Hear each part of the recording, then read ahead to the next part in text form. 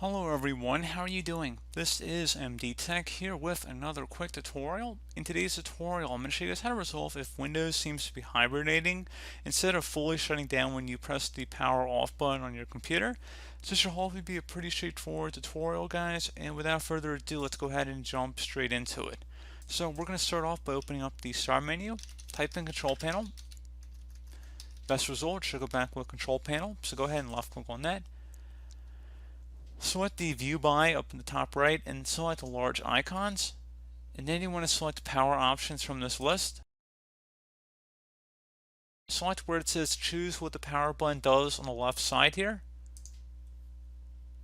And then where it says when I press the power button, make sure it's set to shut down. If it's set to hibernate, instead select shut down and then select save changes, and that is all you have to do.